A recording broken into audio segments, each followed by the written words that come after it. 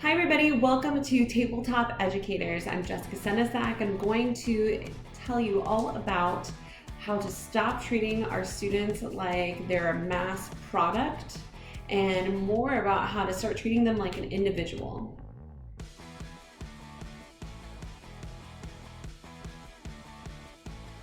Before we get started, make sure you ring that bell and subscribe. Please give us comments, like our stuff, and share it. There's lots of things going on and we can't wait to keep coming out with new stuff, but we can only do it with your help, so make sure you click the bell to subscribe. Now, the first thing I want to talk about is how many teachers expect students to act like someone they're not. So, what I mean by that is your talkers, instead of encouraging them to focus their talkative energy into something productive in your class, you're forcing them to try to be quiet, and that's just not going to happen. Think about the last PD you were in. Were you quiet the entire time? Did you talk to your teacher friend next to you? Did you write little notes to each other, making fun of that professional development that you so loved to be in? Now, considering that, and considering your expectation for your student, think about how you as the adult have trouble not talking during a time where you're supposed to be learning. Think about how you have trouble sitting still. Think about things that make you bored. Now, channel all of that into your next lesson and think about, how long should I be talking to my students? How often should I be making them be quiet? When do I really need them to be quiet? When do other students need them to be quiet? And when you think about those things, you will find that you'll be able to incorporate more time for productive talk. You'll be able to incorporate more time for productive movement. And you'll find that your entire class will get more stuff done in your little period or throughout your entire day as a class because you're considering those things. So the first thing I'm going to tell you about is movement moments.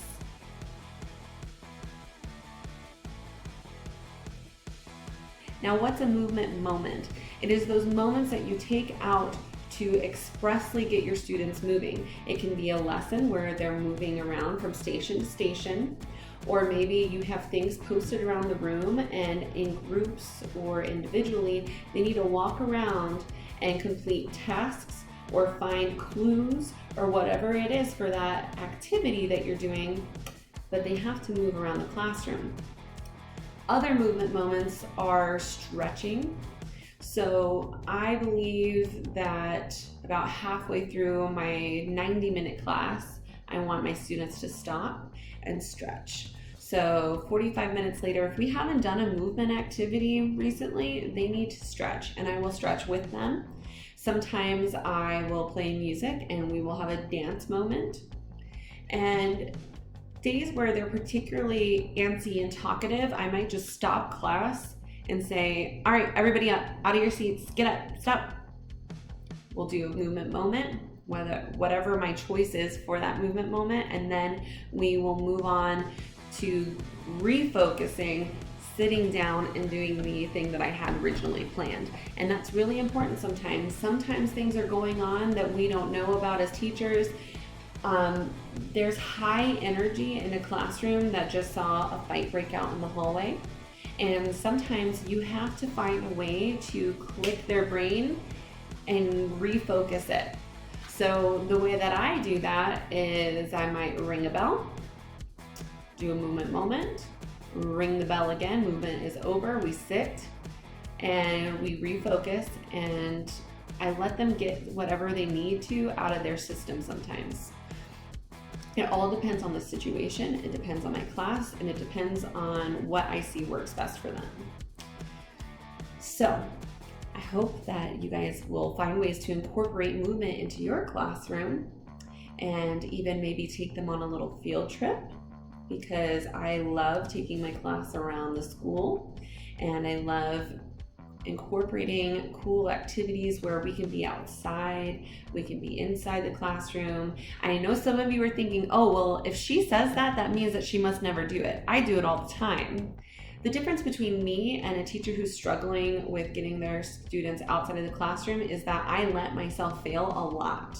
I let myself have bad experiences with taking my students out. But I found a way that worked for me to get my students out in my control and getting them to do what I want them to do outside of my classroom. And so that's the thing, like if we fail, it doesn't mean it's a bad idea. It doesn't mean that it can't work. It means that we have to try something new. We need to figure out what we need to say to our students and come up with a new policy, a new procedure to make it work.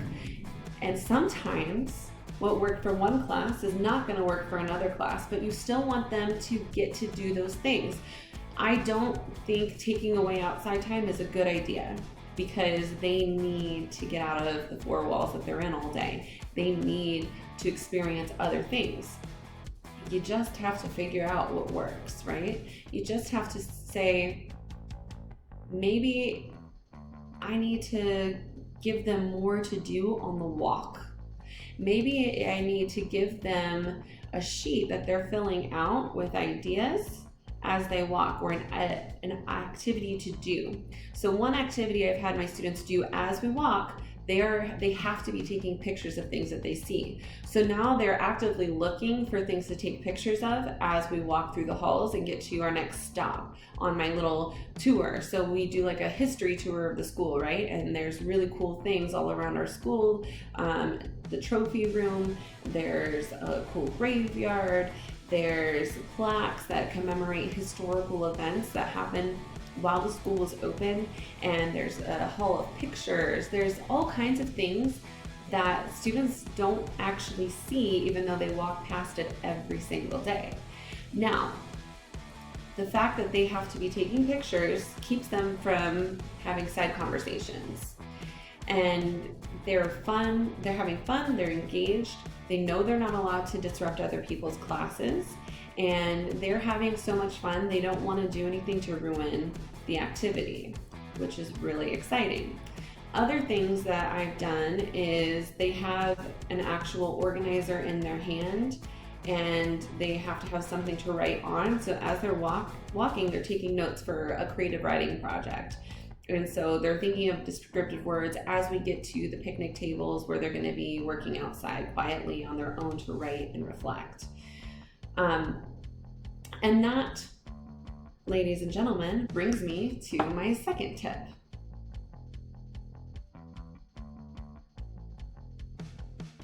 The next thing I want to talk to you guys about is moments where students are allowed to talk and talk a lot.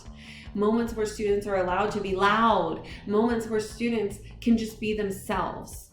What are you doing to allow students a chance to talk? Or do they have to be quiet for 90 whole minutes? Are you breaking your lesson up into segments where maybe you talk for 5 minutes, they talk amongst themselves for 5 minutes, they take 5 minutes to quietly collect their thoughts, and then you talk as a whole group? And what are your policies? What are your procedures for how and when they're allowed to do things? So talking is a huge part of being a person, right? You can only talk at your student for half of their age in minutes.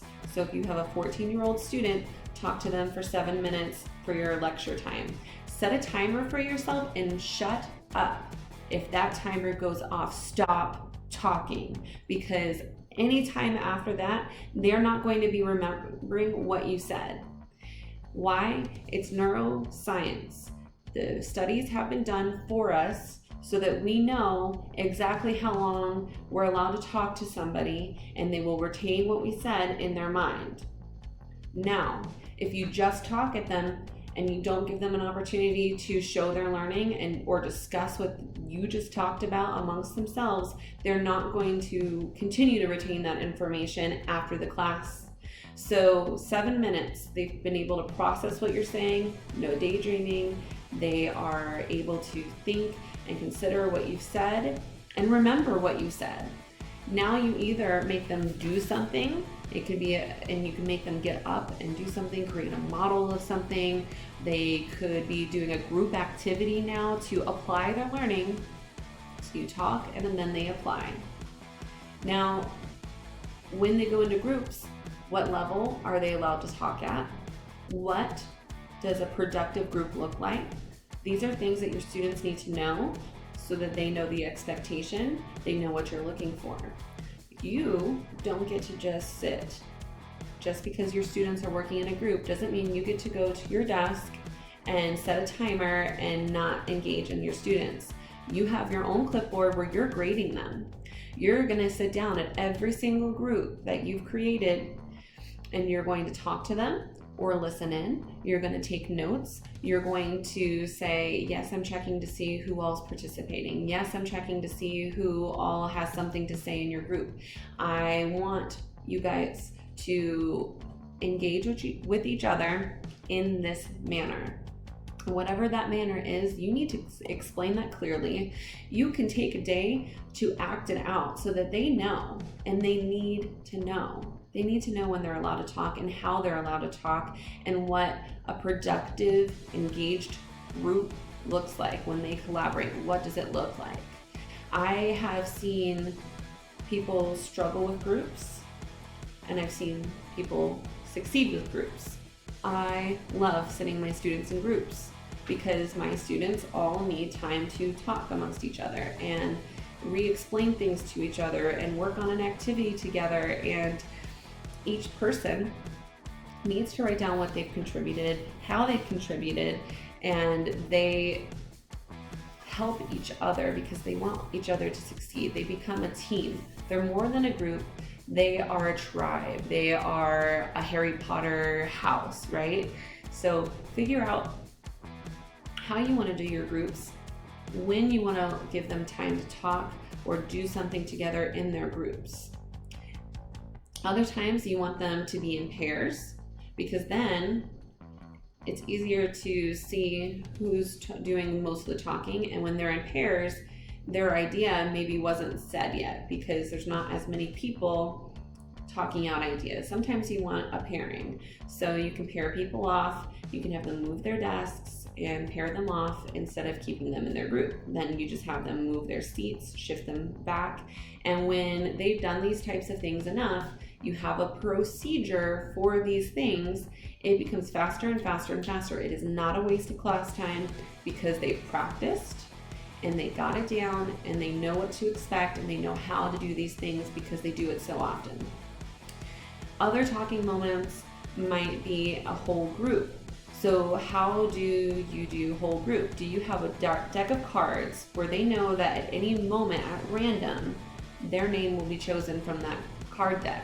Or do you have a random generator on your board where you click a button and it pops up with somebody's name and it's their turn to talk?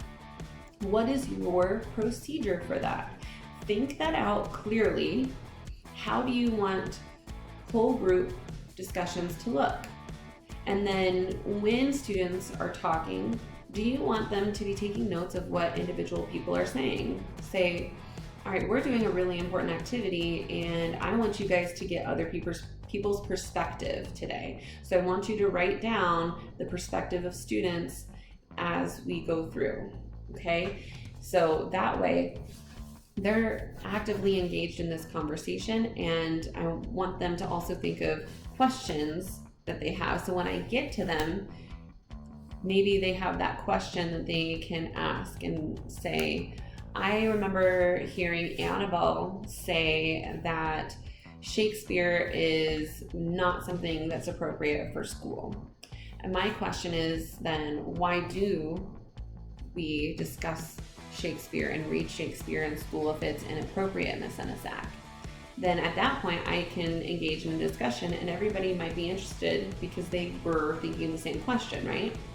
And sometimes, you know, with our group discussions, yes, I might have a question, but if they can't answer the question, I can give them something else to discuss when their name comes up, like a question or a comment on what someone else said. So if they're writing down what other people say, They can discuss that and say whether or not they agree or disagree with that thing and why. And they know that they have to do that in a respectful manner, because that is how we treat each other in my classroom. We do not treat each other disrespectfully. And what does respect look like? And what does disrespect look like? And sometimes we sit there and act it out. For my classes that don't have the emotional maturity to know the difference, I have to teach that to them. And that is fine, because that one day where I sit there and I teach that to them, it allows for me to get so much more done with them. It is incredible. And it is going to make your class time more productive. You're going to get more done than you could have if you hadn't taken that time. You're going to have all of these disruptions all the time. Kids aren't going to know what you expect of them. They're not going to engage the way that you want them to engage, because you haven't taken the time to teach them the policies and the procedures that you expect. You have not shown them what they do. And if you take a day to show them what to do and how you expect them to complete those things, it will be organized, it will be efficient, and that day that you feel like you might be wasting on that, it is not a waste. So if you agree with that, please comment and let me know what your thoughts are in the comments below, because I really want to hear from you guys on what you do with your policies and procedures and how you guys are incorporating that into your daily lesson plans. Or are you taking the day or a moment where you realize my students have not grasped what I want from them? I'm timing out, I'm canceling my lesson for the day, and we're gonna go and just practice policies and procedures today until I see that they got it. And then if we have time, we can get to what I want to get to. But for now, I need to do this because this is not working. Have you done that? All right. So now I'm going to discuss my third tip for you guys.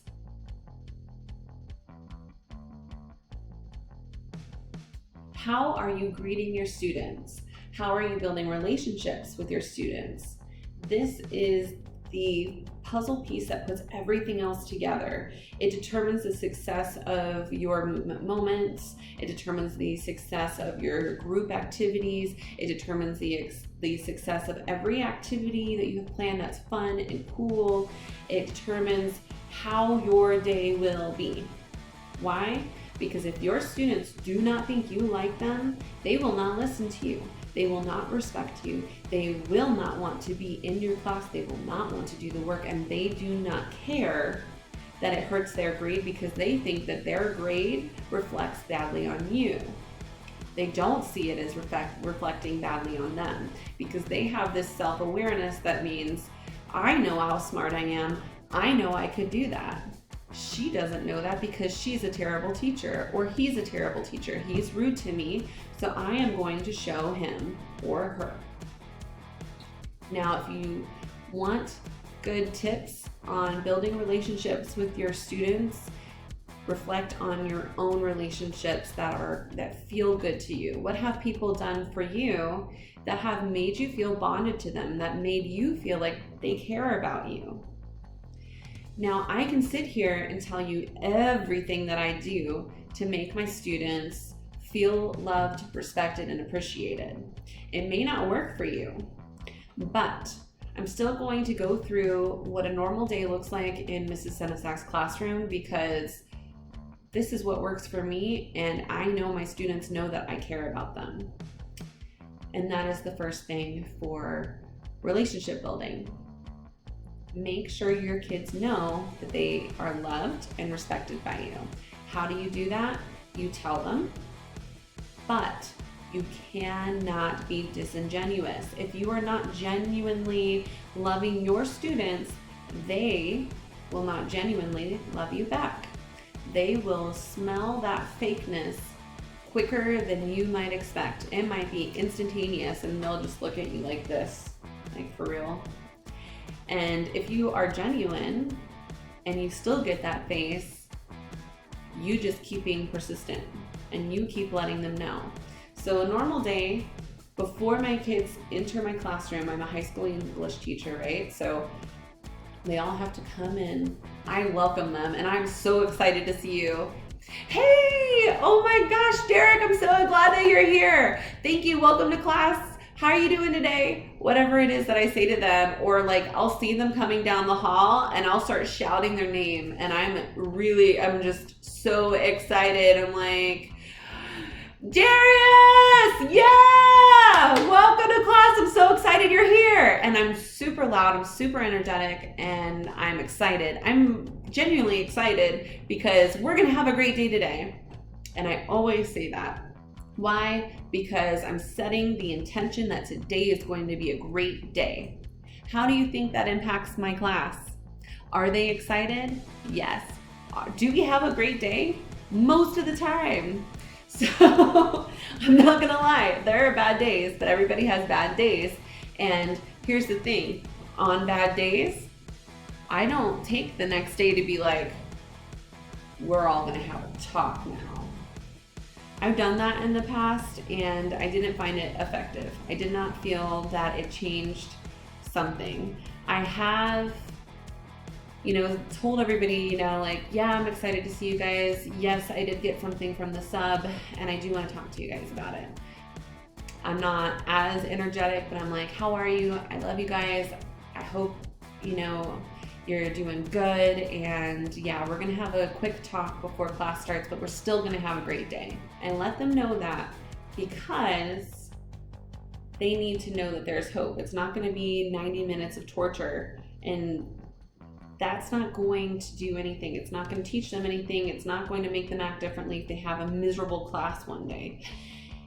What's going to change things is hearing them out. What happened from your perspective? What do you think the sub said? What do you think they complained about? We talk. No, this is what the sub said. The sub doesn't dislike you guys. The sub just isn't me. The sub doesn't know that I let you guys stand and write. And I apologize, that is my fault. Next time, if there's another adult in here, you need to figure out what their policies, their expectations, and their procedures are, because what works for me will not work for another adult. That is why I don't give subs instructions on how to manage my classroom, because they have to manage it. So you have to listen to what they say. So that's just like an example, right? And you see how I'm talking to them like they're adults. I'm talking to them like they have the social, emotional development and maturity to understand these things. And I also give them the words and the leading questions that allows them to express their own feelings. And I think that's really, really important. Other relationship building things that I do throughout the day, if I see a kid that's sad, if I see a kid that comes in angry, I ask them if they'd like a minute outside. Do you need a minute? Do you need a hug?